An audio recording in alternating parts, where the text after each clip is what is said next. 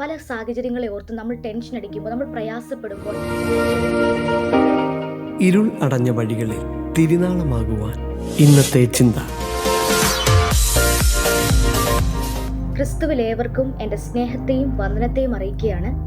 പലപ്പോഴും നമ്മുടെ ജീവിതത്തെ ഓർത്ത്, നാളെ ഓർത്ത്, പ്രത്യേകിച്ച് നാളെ ഓർത്ത്, നാളെ എന്ത് സംഭവിക്കും, എൻ്റെ ഫ്യൂച്ചർ എങ്ങനെയായി മാറും, എൻ്റെ സ്പിരിച്വൽ ലൈഫ്, എൻ്റെ സ്റ്റഡീസ്, ജീവിതത്തിൻ്റെ പല സാഹചര്യങ്ങളെ ഓർത്ത് ഭാവി കാലത്തെ സംബന്ധിച്ച് പലപ്പോഴും ടെൻഷൻ അടിക്കാറുണ്ട്. പലതിനെ ഓർത്ത് ചിന്തിച്ച് വ്യാകുലപ്പെടാറുണ്ട്. എന്നാൽ യിരെമ്യാ പ്രവചന പുസ്തകം 29 അധ്യായം 11 വാക്യം ദൈവവചനം ഇങ്ങനെ എഴുതിയിരിക്കുന്നു: നിങ്ങൾ പ്രത്യാശിക്കുന്ന ശുഭഭാവി വരുവാൻ തക്കവണ്ണം ഞാൻ നിങ്ങളെക്കുറിച്ച് നിരൂപിക്കുന്ന നിരൂപണങ്ങൾ ഇന്നവയെന്ന് ഞാൻ അറിയുന്നു. അവ തിന്മയ്ക്കല്ല, നന്മയ്ക്കായിട്ടുള്ള നിരൂപണങ്ങളെന്ന് യഹോവയുടെ അരുളപ്പാട്. ഇവിടെ യിരെമ്യാ പ്രവാചകൻ ശക്തമായ ആത്മാവിൽ പ്രവചിച്ച് പറയുന്ന ഒരു ദൈവശബ്ദം ഇങ്ങനെയാണ് വചനം എഴുതിയിരിക്കുന്നത്: നിങ്ങൾ പ്രത്യാശിക്കുന്ന ശുഭകരമായ ഭാവി. നമ്മുടെ ലൈഫിൽ എല്ലാം നല്ലത് നടക്കണം, ഏറ്റവും ബെറ്റർ ആയിട്ടൊരു ഫ്യൂച്ചർ ലൈഫ് നമുക്ക് ഉണ്ടാകണമെന്ന് നമ്മൾ പലപ്പോഴും ആഗ്രഹിക്കാറുണ്ട്.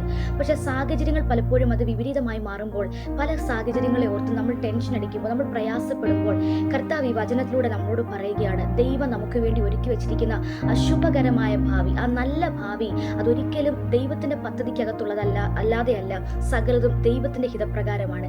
ദൈവത്തിന് നമ്മളെക്കുറിച്ചൊരു നിരൂപണമുണ്ട്. ദൈവത്തിന് നമ്മളെക്കുറിച്ച്, ഓരോരുത്തരെ കുറിച്ച്, ഈ വചനം കേട്ടുകൊണ്ടിരിക്കുന്ന ഓരോ വ്യക്തികളെ കുറിച്ചും ദൈവത്തിന് ഒരു നിരൂപണമുണ്ട്, ദൈവത്തിനൊരു പദ്ധതിയുണ്ട്. ആ പദ്ധതിക്കകത്ത് നാം നിൽക്കാൻ തുടങ്ങിയാൽ നിശ്ചയമായിട്ടും അത് നന്മയ്ക്കായി കൂടി വ്യാപരിക്കും.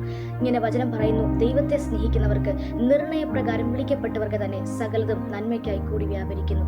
അതുകൊണ്ട് ജീവിതത്തിൽ ഏതെങ്കിലും തിക്ത അനുഭവങ്ങളെ ഓർത്ത്, നാളെ ഓർത്ത് ഭാരപ്പെട്ടിരിക്കാതെ, ദൈവം നമ്മുടെ ലൈഫ് നൽകിയിരിക്കുന്ന ആ നല്ല ഭാവി കാലത്തെ ഓർത്ത് സന്തോഷിച്ചുകൊണ്ട് ആ നന്മകളെ, ആ അനുഗ്രഹങ്ങളെ പ്രാപിപ്പാൻ ഒരുക്കമുള്ള ഹൃദയത്തോടെ നമുക്കായിരിക്കാം. പ്രിയപ്പെട്ടവരെ, ആരും ജീവിതത്തിന്റെ മുൻപിൽ നടക്കാൻ പോകുന്ന സംഭവങ്ങളെ ഓർത്ത് മുൻകൂട്ടി വിധിച്ച് ഒരിക്കലും ഭാരപ്പെട്ടിരിക്കാൻ ദൈവം ആഗ്രഹിക്കുന്നില്ല. അതുകൊണ്ട് പൂർണ്ണമായും ദൈവത്തിൽ പ്രത്യാശിക്കുക. ദൈവം നമുക്ക് ഏറ്റവും നൽകുന്ന ബെസ്റ്റ് ലൈഫിനെ അത് സ്വീകരിപ്പാൻ നമ്മൾ ഒരുക്കമുള്ളവരായിരിക്കുക. കർത്താവ് വചനങ്ങളാൽ നമ്മെ സഹായിക്കട്ടെ. God bless you all. Amen.